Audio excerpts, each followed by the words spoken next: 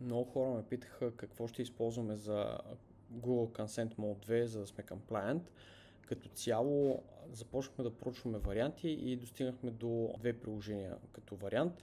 Първото е Consent Mode, директно към Shopify. Там директно си го инсталираш и си сетъпваш самия cookie банер. Може да го сетъпвате по различен начин. Това е сетъпа, който ние сме избрали. Имате различен мод. Ние сме избрали да мачнем темата на сайта като цяло. Native Mobile тук трябва да имате платена плюс версия, за да може да излиза по този начин Native Mobile, иначе излиза по такъв начин. Това е минуса на това приложение, че за някои по-enhanced функциите трябва да имате платена плюс версия, но има и абсолютно безплатна. Това може също да си го пуснете, при нас като цяло не е пуснато. Някои от най-основните неща са ето тук, а именно behaviors като цяло, accept preferences, accept reject и така нататък. Вие може да видите, че има няколко различни. Така, тук е нещо важно също. Explicit implied consent е когато кликнат някъде другаде, освен на банера се затвори и това автоматично или да скролнат, или да рефрешнат страница, това автоматично дава consent като цяло, което е трики, но помага за consent compliance и помага като цяло да имате повече opt-инове на самия consent банер като цяло. Зависи вече какво искате. Forced банер, това може да скрие сайта отзад, доста сайтове го правят, ние лично няма да го правим като цяло, просто поради факта, че имаме ето това. Но най-вероятно ще тестваме много различни варианти и версии. Има още доста опции тук, които можете да тествате. В момента е включен контент. Това е минуса тук, че няма language и не ти ги превежда директно автоматично language-ите, по-скоро трябва просто да си ги преведете на ръчно някои от нещата.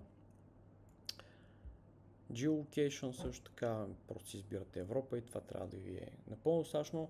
Другия ап, който не използваме, а именно Cookiebot.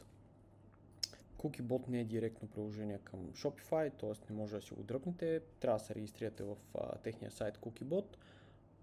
Може да се регистрирате напълно безплатно, до един домен е абсолютно безплатно и отново пак си избирате layout, как да изглежда, точно какъв да е дизайна на банера.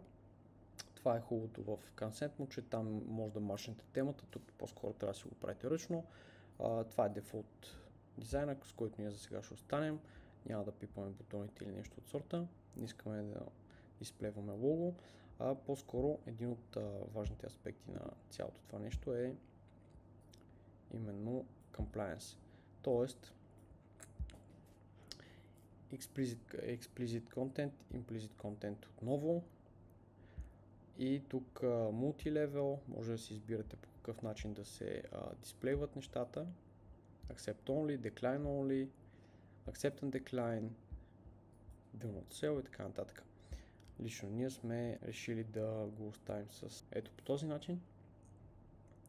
Като цяло, Show Additional Settings, това е нещата, които са преселекнати в аповете и тук са отново Page Scroll, Page Refresh. Това е за да дисплейне, т.е. да имате Хикс като иконка за затваряне. Ние сме предпочели да го нямаме на този сетъп като цяло. Избирате отново държава, ако искате, сейвате. Това е, което трябва горе-долу да сетъпнете тук. Контент. Важното е тук да си изберете и да сложите дефолт езика да бъде native езика за държавата, която го правите. Правя се, тук няма нужда от нещо. Show the privacy button. Предпочитаме да не го показваме. Save the changes. Така, след като сте сетъпнали всичко това, идва време за имплементацията. По принцип, Cookiebot имат доста по-сложна имплементация, но какво може да направите? Копирате директно от тук, отивате в Shopify и посредством един ап, XO Insert Code се казва, просто го надписвате, слагате си скрипта тук, кликате Save и вече е готово. Като цяло, С Excel Insert Code става много лесно, вместо да влизате в документацията на темата.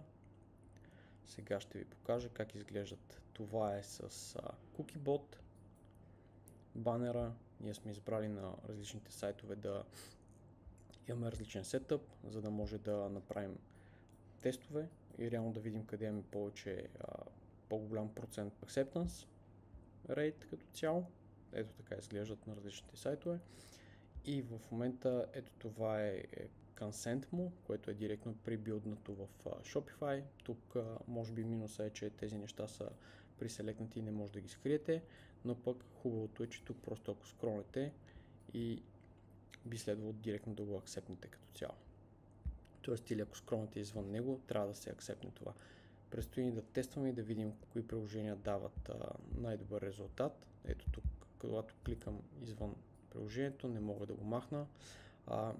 Предстои да тестваме и да видим кое дава по-добър резултат. Имаме free trial при Consent му е 7 дни, при CookieBot е 14 дни free trial. Предстои да тестваме и да видим къде имаме най-добри резултати и най-вероятно ще изберем това, което ни дава най-добри резултати и най-висок acceptance rate. Така че това е. Става лесно. Ако имате някакви проблеми, може да ме потърсите.